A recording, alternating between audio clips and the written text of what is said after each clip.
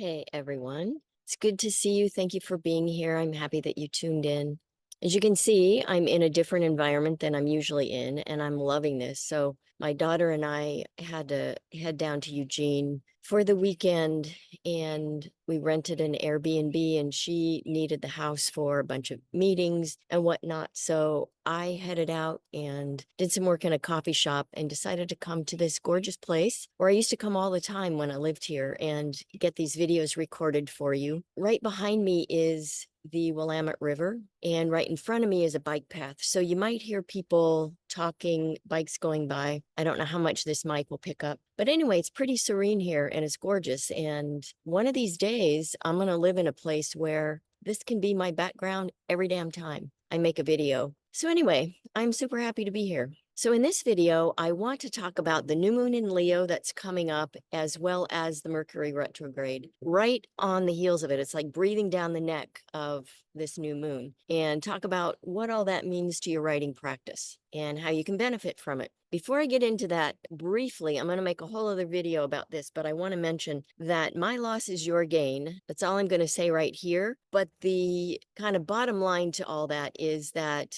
I am still offering my Alchemy of Writing membership group for $18 a month. I had planned to, as some of you may know, increase the price, but not doing it for a number of reasons, just not yet. Like I said, I'll explain more in another video. Oh, and I'll put a link in the description so that you can join if you would like or learn more about it. If you don't know me, my name is Johnny. I'm a published fiction writer, retired adjunct professor, taught writing to college students for 20 years. I currently teach fiction writing and screenwriting to adults in custody. I call myself a word witch. I believe I'm on this earth to heal the world through stories, whether it's the ones I write and tell or the ones that I help you write and tell. I would sincerely appreciate your likes, shares, and subscribe so I can grow this channel and do more in my quest to heal the world through story. Because as I always say, stories can heal the world, so let's do it together. All right, so now on to the new moon in Leo. As always, I have consulted one of my favorite readers, astrologers on YouTube. And so I draw some of what Jimmy with the tarot ship had to say, and then some of my own interpretations are sprinkled in here and there. So as Jimmy says, just a general overview of for the whole month of August, especially from mid-August on, might feel a bit like a roller coaster. And that's no surprise considering that we have this new moon quickly followed by Mercury retrograde. Your patience might be tested, and it might feel like you're just kind of walking in circles and getting nothing done. But there's some good news in all of that, and we can endure that, right? I mean, Mercury retrograde is so for 3 weeks with those shadow periods on either side. I really believe that we can use these to our benefit. And I love Mercury retrogrades, honestly, even though they can be trying. And I'll talk more about why in a little bit later in this video. So what might the new moon in Leo mean? Well, it's in Leo. Leo is a lion. And so it might mean that this is a perfect opportunity to be really brave with your writing. Brave about what? Well, I'm thinking really brave about writing whatever the hell you want to write without letting your fears about what others might think of you get in the way. Because remember, the only thing between you and the page is yourself. Because you can put whatever you want on the page and no one has to see it until you decide. All right, so really embrace that for this month, especially with this new moon, and really set this intention to just be brave in your writing. Because at the end of the day, it's your voice, right? It's your voice. And why let others take that from you? Because they're afraid of what you have to say, because they want to protect themselves. Sometimes people that we care about the most can be our biggest sabotagers because they are afraid we're going to expose them or expose their interactions with us. Even when we write fiction, I have found this can be true. So really be brave. And for now, just think about interacting with the page, interacting with yourself, and let all the other stuff go. And it's interesting because I was talking just yesterday as I'm filming this was on Thursday of this past week, that, this vulnerability that we all have when we write something and then know that it's going to be put out there for other people to consume, because we're getting ready for a reading. One of the guys was saying, yeah, I don't think I'm going to read, because he said that a lot of his script was based on his real life experience, and he didn't want the other adults in custody that will be at the reading outside our class to know that. And like I told him, well, this is a fictional story. You may have taken real life experiences, but you've changed things, you've embellished, you've changed the timeline. And so that makes it fiction. And they don't need to know how much, if any, of this comes from your life. Like, people only know that if we tell them. Otherwise, the assumption is it's fictional. And so this is where this bravery comes in. People are going to think what they're going to think. And then just let them do it. Let them spin their stories. And like I always tell myself, make it really fucking good. Like, if you're going to spin a story about me based on my work, please make it good. Like, don't make up boring stories about me. Have fun with it. Do what you need to do. Then I just go on my way and I keep writing. And so I hope that you can adopt that attitude, because if we can't do that, if we don't do that, then we are going to be constantly stuck. We're going to be dealing with that angel in the house that Virginia Woolf wrote about in her, what was that essay, Professions for Women, that I talked about in my recent Alchemy of Writing webinar. And just those whispers in our minds, in our ears, that tell us,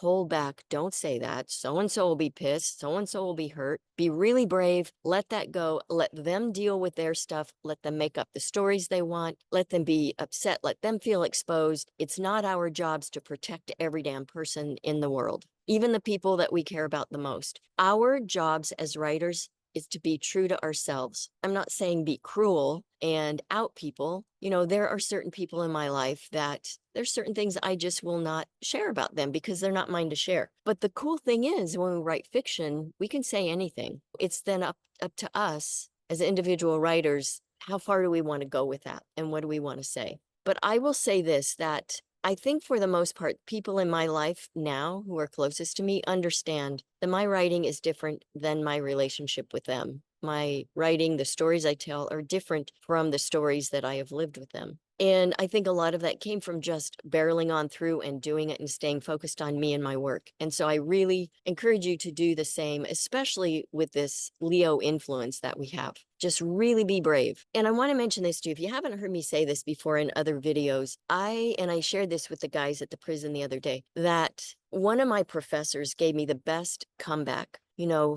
Years ago, when I was feeling really exposed about some things I had written, worrying like, are people going to think all this is true about me? And he shared with me that, and he created some really cutting edge works and stuff that really it was this kind of razor's edge of, being very challenging for people and yet very intriguing at the same time. And so he had a lot of people ask him, is this about you? And his response always was another question. Will knowing that help you take in the work in a different way or in a better way? And the answer is always no. I have been using that when I've done public readings or shared my films. I've been using that, and it's very effective. And then you can just say, next question. Like, what else would you like to know? That's what we do. And that's how we set boundaries. It's very important, not just to set boundaries with our practice and not allowing people to intervene and sabotage us, but then also setting boundaries about how much access people have to us when they read our work. It needs to be about the work itself and not about us, unless we decide to share, right?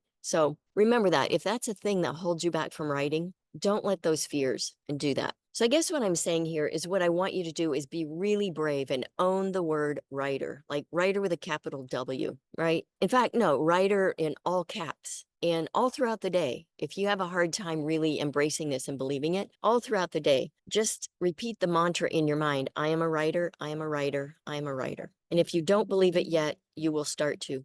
And I will tell you, once you own the mantle of writer, then I really think you will be freed up and you will not be held back in what you want to say. Because really, writers make people uncomfortable. It's just kind of what we do. We expose truths that a lot of people don't want to know about, don't want to acknowledge or admit. And I can't speak for everyone, but honestly, for me as a writer, I feel like I have a responsibility to make people uncomfortable because, and not for the sake of just making them uncomfortable, but to create awareness around important issues, to evoke emotions, which then lead to healing and validation and connection. Because writing, even though we do it in solitude, it can feel isolating. Writing is not a one-way street. It's an interactive endeavor. And it may have a delayed response because we share our work with people after we've written it, and it could be months or years after we've written it. But it really is collaborative because we have other people involved in our process. And then it becomes a two-way street where we have these interactions, even though they're not real time, they're interactions with other humans who read our work. So this is about really being brave and just an absolute badass with the written word and just allowing your most authentic voice to come through onto the page. So put yourself out there, own your ideas and your stories without shame, without shame. Please do not be shameful about what you want to tell, about the stories you want to tell. Because I'll tell you, some people will shame us, and it is a very manipulative tactic to get us to shut up, to silence us. And I think I had to get just like really pissed off for myself and with myself at one point in my life to free myself up to write. And I want you to do the same thing if you're feeling stuck for those reasons. All right, so that's the new moon. So how does this Mercury retrograde that comes right on the heels of it the very next day, even like hours later, how does that affect us? Well, as I mentioned earlier, I love Mercury retrogrades because, and I'll admit, they can feel like walking through quicksand. And like I mentioned earlier, Jimmy said it might this month feel like we're walking in circles. And it can be frustrating, and we're all affected differently in general by Mercury retrogrades. But I really love this 3-week moment that comes 3 to 4 times a year. Of course, 3 weeks give or take, because we have these shadow periods on either side of it for, I think, about a couple of weeks on either side. So it's a decent chunk of time. And you might have even already started feeling before August 5th, these energies kind of ramping up and you feeling kind of bogged down. But they're an absolute great time to reevaluate, reconsider, and revise, which is an absolute important part of the writing life. Writing is such a ebb and flow, give and take process. And so I always do my best when I can to lean into a Mercury retrograde and just allow it to be and allow it to help me. And I'll say this, that this one starts in one sign and then moves into another is really fabulous for creatives, I believe. But the thing really to keep in mind throughout all of this is to, take deep breaths, slow down, and just go with the flow and be okay with stalling out, seeing it all from kind of an aerial view. So if you can look down rather than getting stuck in the muck down here, try to rise above and see everything from above. See what you see and really use your objective eye. I talk about how writing is this dance between the objective and the subjective. So be really willing during this time to step back and be objective about your characters, about yourself, about your practice, especially if you start to feel stuck and frustrated. So Mercury retrograde starts off in Virgo. All right, so what's Virgo about? Virgo is about diligence. It's about getting the details right and maybe even perfection. It's a really good time, I would say, to do research and to analyze. If you need that for, say, if you're writing a novel that's written in a different time period, it's really a great time to do research. The only caveat to that is avoid getting stuck in research, because I've done it myself and I know most writers do that. And it's a way to avoid the writing, especially if we're feeling uncertain. Because if we get stuck in that mode of research and analyzing, we can let really awesome opportunities pass us by if something comes along. So just, be diligent and be vigilant about what's happening out here also. So the party line always says that it's best during a Mercury retrograde not to start anything new, but that isn't really practical or even possible much of the time, right? So I would say use this Virgo influence. I think it's really great for helping us, get to the details of things, which means getting really organized, filing things away and cleaning up our writing spaces, redoing and revising.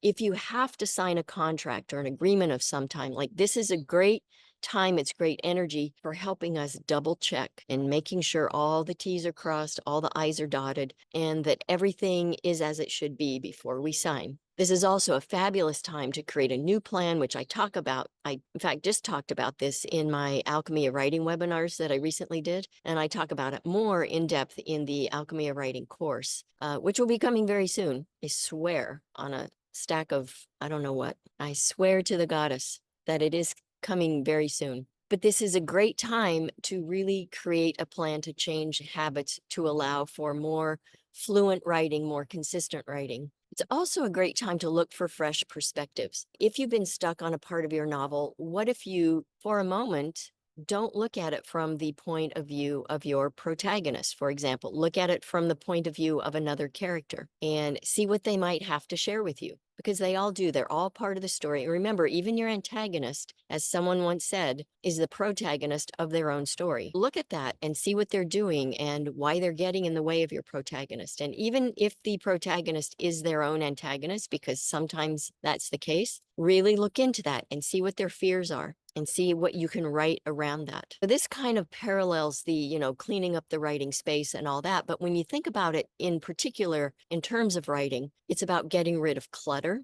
Think about economy of language, right? We want to say more with less. So you might even go to like the sentence level with your writing and just really think about word choice. Is there a better word to say this or that? And how can I better say that with fewer words? And of course, because Mercury is retrograde, we want to be ready for delays. Because, I talk about in the Alchemy of Writing course, as I did in the webinars, that the reason I talk with clients and students about anticipating obstacles in their writing, because the more we can anticipate those and, be ready for them, have plans in place to be ready for them when they happen, the better off we're going to be. And so if we're ready for delays, ready for equipment breakdowns and cranky people, we could also see that, the better off we're going to be. And so maybe take some time and think ahead and just think, okay, if you hit a delay, do you have a plan B and a plan C in place? Because sometimes plan B doesn't even work. Also, during this time, avoid brooding if you can. And I'm saying this to myself too, because I can just get really easily irritated with certain things and certain behaviors in other people. So let's all just together agree that we're going to avoid brooding, because when we brood, it takes away from time that we could be writing or revising or researching. And it's just not worth it. Brooding doesn't do anything for us unless we want to pour it onto the page. Also, avoid dwelling on the past. Like if you've written a bunch of pages and you're just not sure where this particular piece is going, really avoid feeling like you've wasted time, because I believe there is no wasted time with writing. There really is not, because everything that we wrote in the past is getting us to where we need to go. Everything we write today is going to get us where we need to go tomorrow. None of it's ever wasted. It would be like saying every conversation we've had with a certain person because they're not in our life anymore was wasted. And I know sometimes certain relationships can feel like that, but all of those got us to where we are now, which is wiser, right? So nothing wasted. Then the cool thing is on August 14th, Mercury retrograde then goes into playful Leo, which is going to be really awesome for our writing. So you've got this chance with the new moon to be really brave. And then with the Mercury retrograde going first into Virgo, getting the details right. And then this, you get to be creative and have fun. Right? So be brave, get the details right, and then have fun. And you'll be unstoppable. Like seriously, think about it. You can really focus on your creativity and really embrace your writing as just that, your creative impulse, wanting to come up out of you and express itself. Think about a child who's creating before some shitty adult came along and squelched their creativity, which has happened to all of us, I think, in some way or other. Take this chance to access that child in yourself and just go full on with your creative process, with your story that you're working on, with maybe even an abandoned story that you haven't known what to do with. Maybe, who knows, going back to it with a new set of eyes might lead you somewhere. And just really like go full on, like I always say, like ovaries to the wall, like go for it. Don't hold back. And some things you might want to do during this period, in addition to returning to abandoned writing projects, just try taking a fake it till you make it approach. Nobody has to know that's what you're doing, because the nice thing about being a writer is we do this in solitude, in isolation. Nobody's watching. Nobody knows. Just be the writer. Be the